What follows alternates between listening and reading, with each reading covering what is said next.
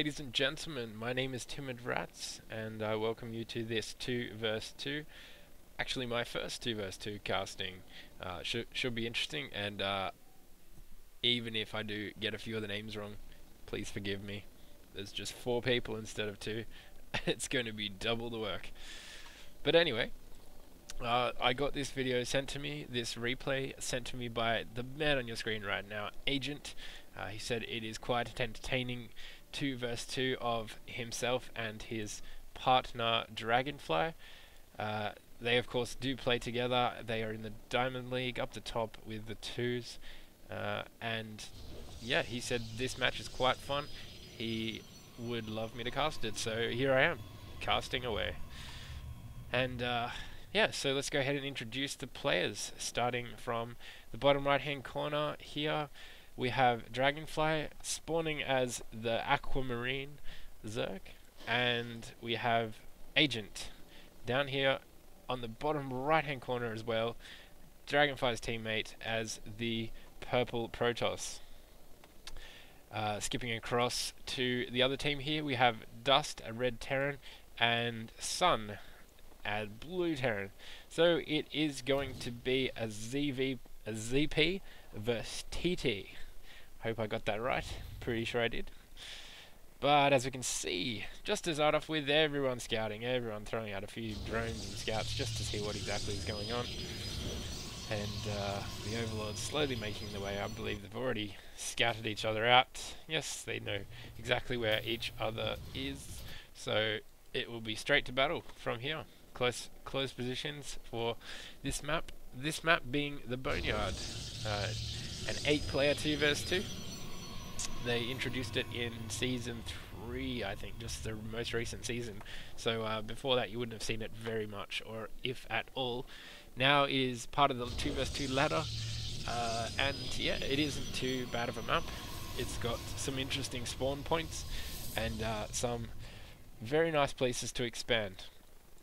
As you can see, this gold, the high yield, is right between the two of them.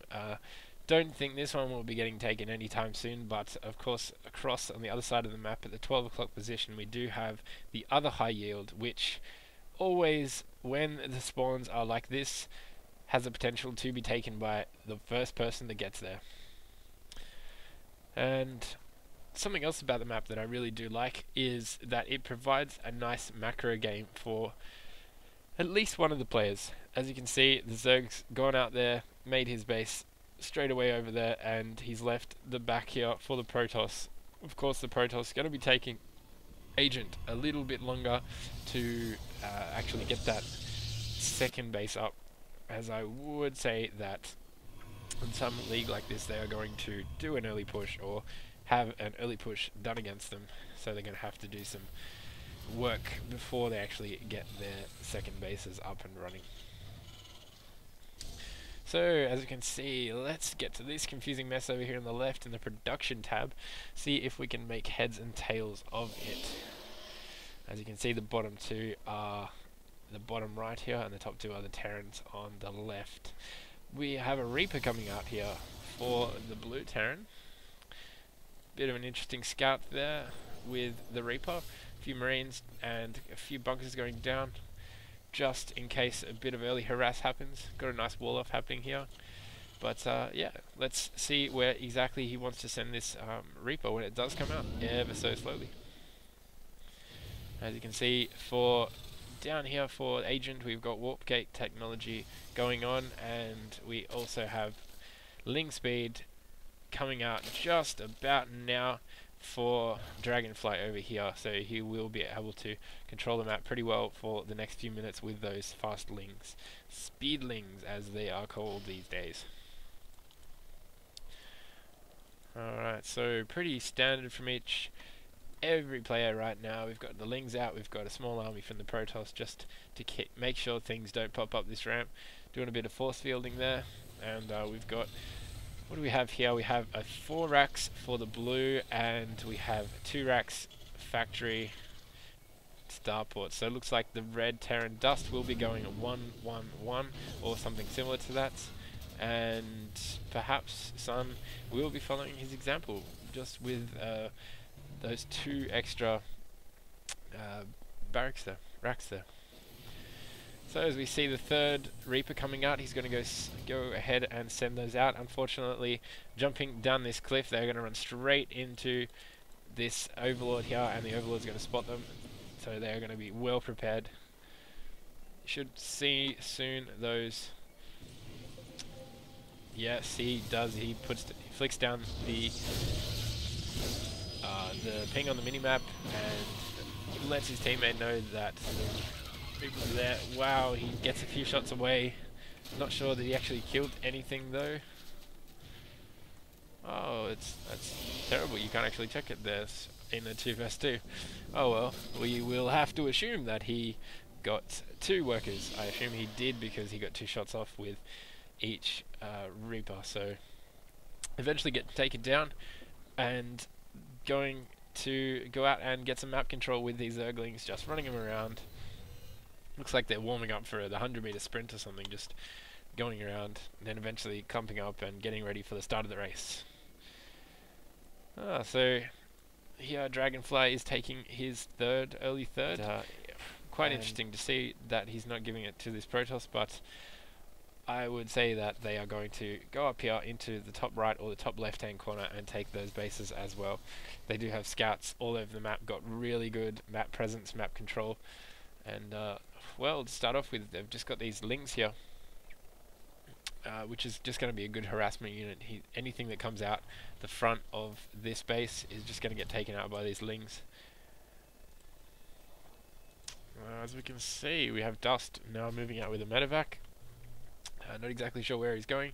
He's got a rally point in the strangest of rally points to go eventually all the way around the map, I assume, all the way to the backside.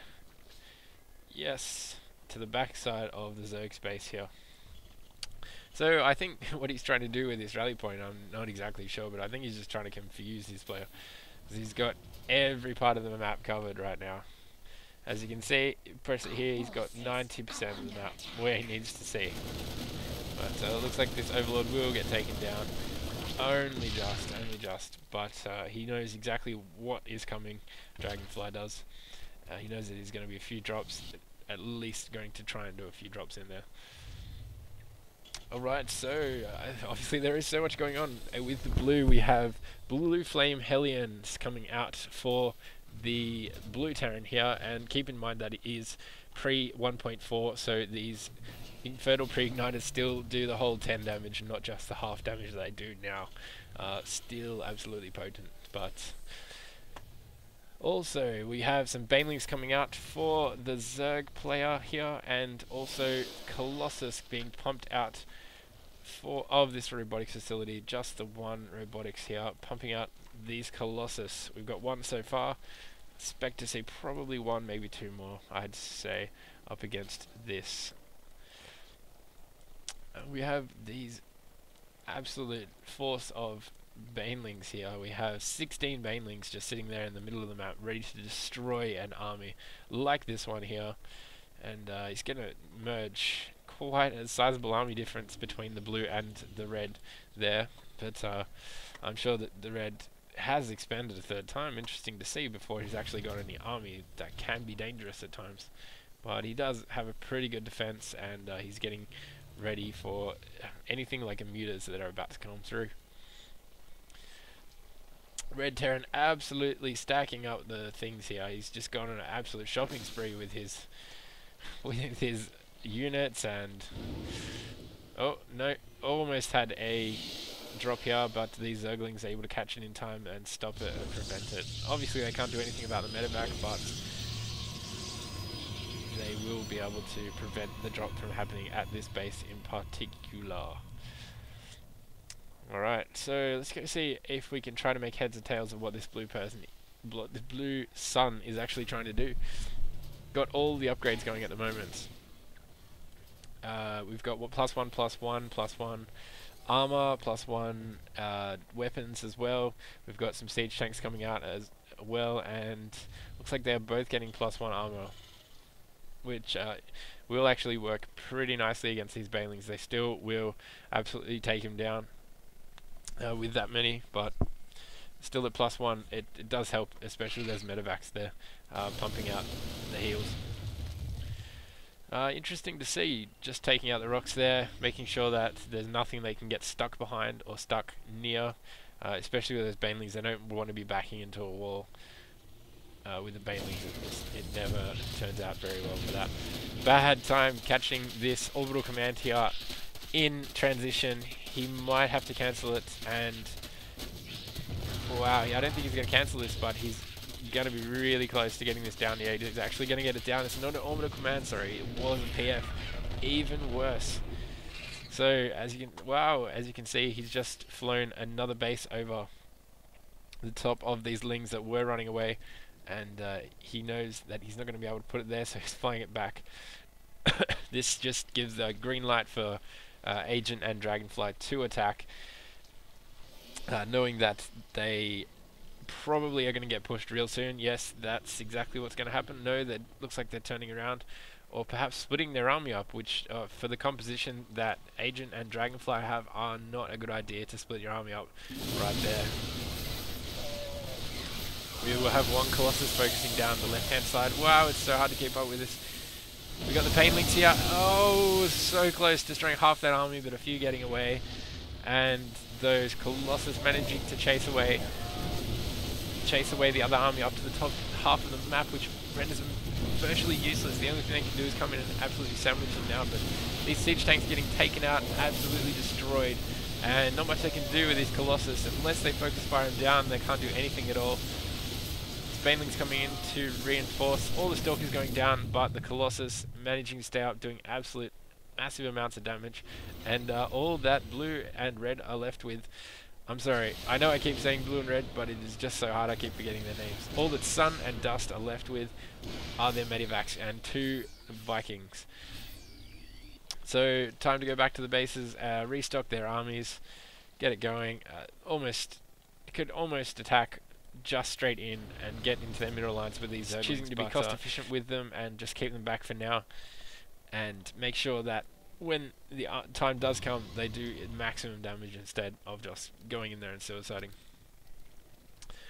Something that I might note is quite difficult to tell is you have to be clicking on a player to know exactly what his supply is. So when a battle like that is going on, I couldn't actually keep up with the supply because I had no idea. I just couldn't click on that many things at once. But as you can see, the blue Terran is at 55 supply, the red one at 113. Pretty low in comparison. But the Protoss is still at 85. Looks like he's doing a bit of teching and macroing down here at his base, getting a few more warp gates out, which isn't such a bad thing at this time. He does have his second base up and running, fully up and running right now, so he's got plenty of minerals coming in for that. Alrighty, so what do we have here? We have level 2 armors coming out for the Zerg with a few more Banelings in production and quite a few Lings. Looks like he's just going to be sticking with that Baneling Bling composition there to go and complement that Stalker and Colossus army. Still not too many Colossus, but I just assume that he's going to take out these Vikings. Absolute priority on these things. Does just manage to escape with 18 health, that Colossus. Luckiest Colossus ever, I'd say. And meanwhile, down here in the corner, we see denying an expansion here, denying the sun to actually land. Excuse me. Let me have a glass of water.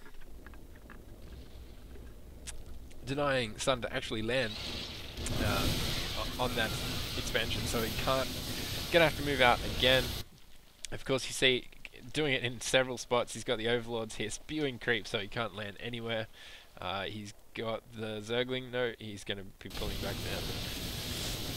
Eventually, Dust does bring this under control, but at the same time, the front of their base is getting under siege from Agent in the Protoss. Very slowly picking their way away. They're going to have to get this siege tank down to be doing any sort of damage. Absolutely killing these Colossus, so he needs to get that down. Unfortunately, all those Colossus do go down, but it is still too much for Sun and Dust. They will be taken down, and wow, what an exciting game. So much happening. It was a lot of fun to cast, and yeah, I hope to do a few more of them. He's actually sent me 4 of them in total, so you'll be seeing quite a few of them. And yeah, it's amazing fun. Let me on the side just say that in the future we have a tournament coming up, Castcraft AU. We will be doing the Starcraft. It's a little bit of a mouthful, but we're working on renaming it because it sounds terrible. So we're going to get a tournament going, and we're going to be posting it on YouTube for everyone to watch. It's going to be excellent fun. There's going to be a prize pool as well. And yeah, if all goes well, we're just going to keep expanding and see if anybody wants to join, and hopefully we can get a tournament up by the end of next year or something, going really well with a lot of people and from a lot of places for the SEA, because there isn't much happening with the SEA at the moment, but you know, let's try and make it happen, eh?